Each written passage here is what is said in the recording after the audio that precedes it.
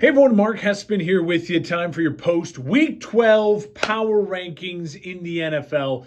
Like and subscribe at Mark Hespin here on the YouTube. Follow me on Twitter/X and Instagram at Mark Hespin, MarkHespen. And then, of course, you can always follow the show on the Mark KHMO on Facebook, and then tune in 9:05 sharp every Saturday morning to News Talk 1070 KHMO AM on the dial, or just download the free KHMO app and hear the show with live every Saturday morning.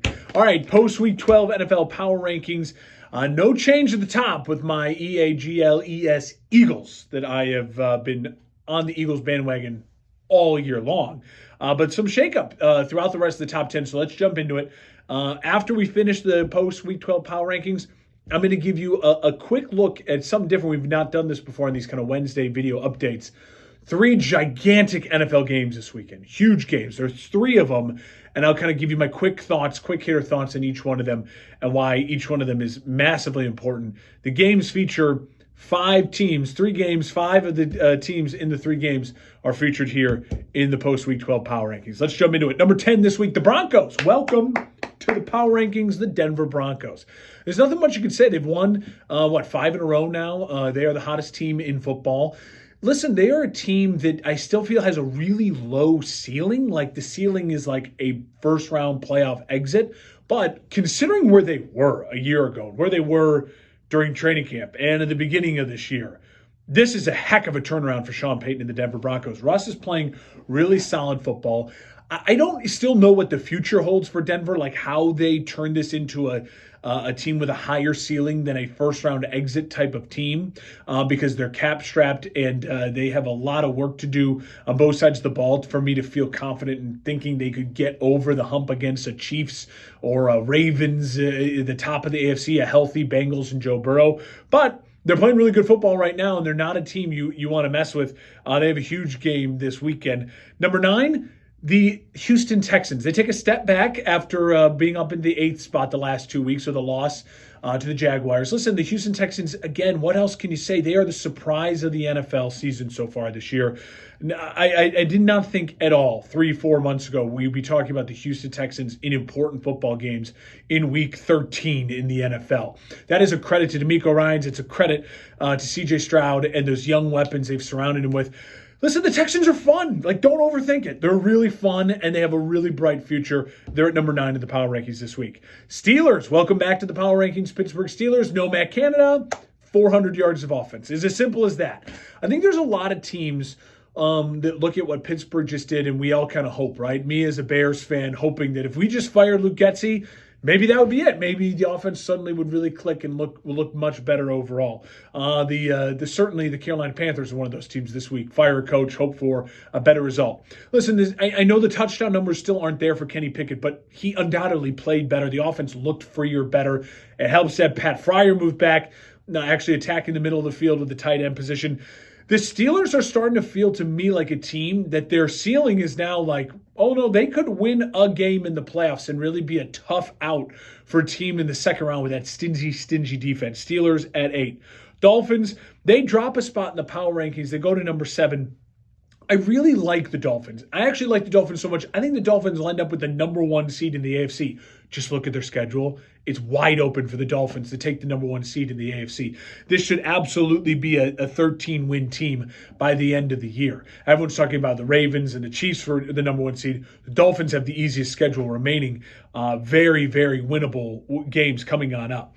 So we're just not going to learn much more about the Dolphins. For right now, I like them. I think their ceiling is a one win in the AFC playoffs. Even if they're the 1 seed, I just don't see them hosting the AFC Championship game because they haven't beaten good teams yet. They have a chance to prove us wrong with the Ravens and the Bills at the end of the year. But until then, we're not going to learn much more about the Dolphins as they beat up on some bad teams here over the next couple of weeks. Lions at number 6. Lions fall a couple spots. Now, listen, they had a rough week against the Bears, but they found a way to win that game.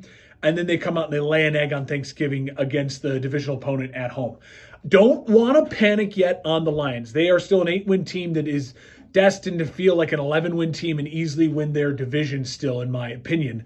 What I'll say this about Detroit, the concern is that it felt like this was the year that Detroit would just kind of own the division because the rest of the division has been such chaos for the NFC North.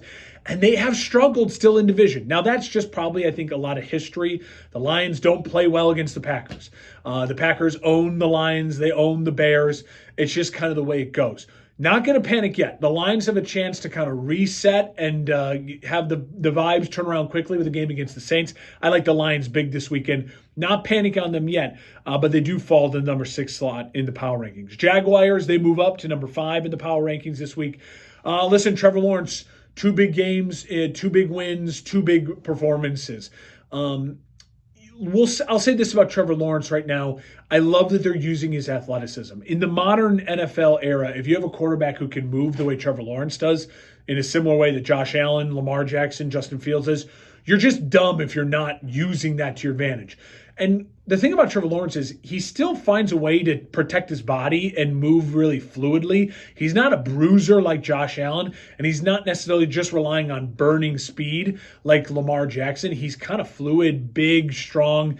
I really like Trevor Lawrence and the Jags the way they're headed. Again, the schedule opens up for them. Shouldn't be worried about the Jags.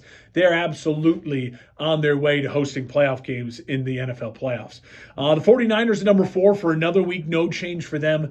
This is it for the Niners. I mean, this is the week where we can sit here and say to ourselves, do the Niners go from 4-1, or do they sit at that 4 spot or maybe even tumble down here a bit?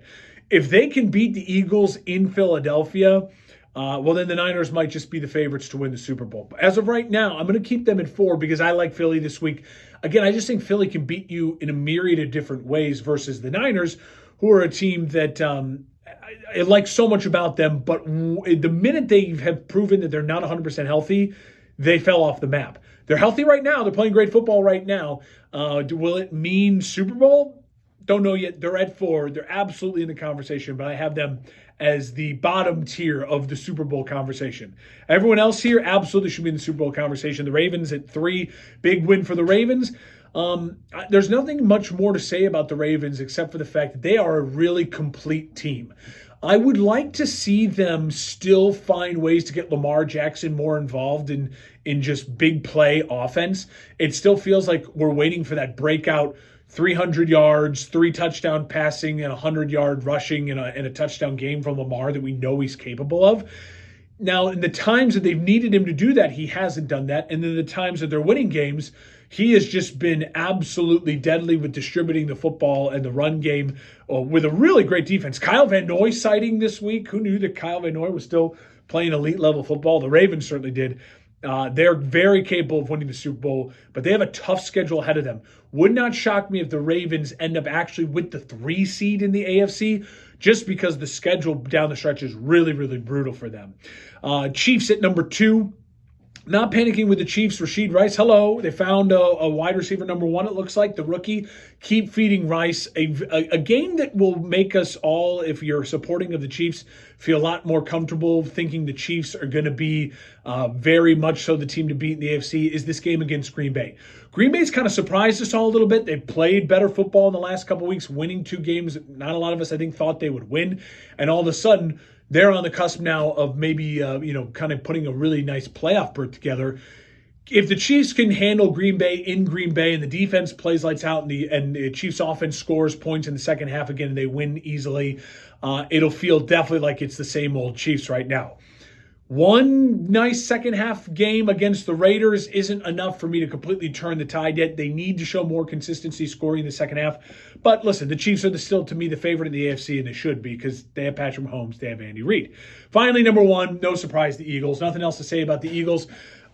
They gave up 31 points at home to Josh Allen and won that game.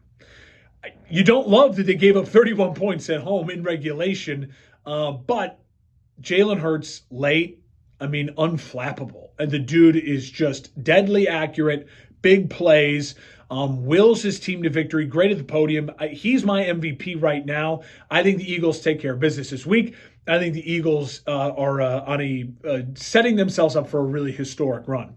Finally, 3 big games this week that absolutely must watch on your NFL schedule.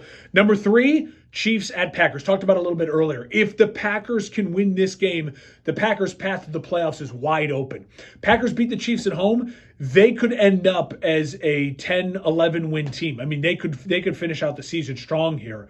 It's all downhill with easy opponents for the Packers post-Chiefs. Now, if the Packers get blown out, the season could unravel and, they could fall apart. This is a huge kind of like tiptoe window for the Packers. Can Jordan Love play well? It's a really good Chiefs defense. On the flip side, if you're the Chiefs, you don't have any more room for slip-up games. You want the 1 seed. You want the AFC Championship game go through Arrowhead. You got to win out. Starts with a big game in Green Bay. Number 2 game of the week. I never think I'd be saying this, but the Broncos going for 6 in a row versus the Texans at the Texans. This game is going to be a massive decider in who wins, who makes the AFC wildcard slots and what slot they're at in the AFC wildcard positioning. I like the Texans. This is kind of like the hottest team in football meeting the surprise team in football. I just think the Texans can actually score at an elite level in the NFL right now. I don't think the Broncos can. The Broncos defense is playing better, but I think C.J. Stroud could take advantage of him. I'll take the Texans, but that's a must-watch game. Broncos 6 in a row, completely turning their season around. And for the Texans, if they want to be on this miracle run for the playoffs, a win at home against the Broncos would certainly go a long way towards that. And obviously, 49ers, Eagles. I love the Eagles in this game. To me, it comes down to who's going to be able to make the biggest plays in the biggest moments, and that's Jalen Hurts. That's the Eagles. I love what they're putting together. I will just say this. If the Niners can win and win in impressive fashion at the Eagles this week, we're looking at a new number 1 team in the power rankings come next week. As always, follow me on Instagram, on Twitter, X, at Mark Hespen, MarkHespen. Subscribe to the YouTube at Mark Hespen. You're watching it now. Follow the show on the Mark KHMO on Facebook and tune in Saturday mornings, News Talk 1070 KHMO and the KHMO app. See you next week.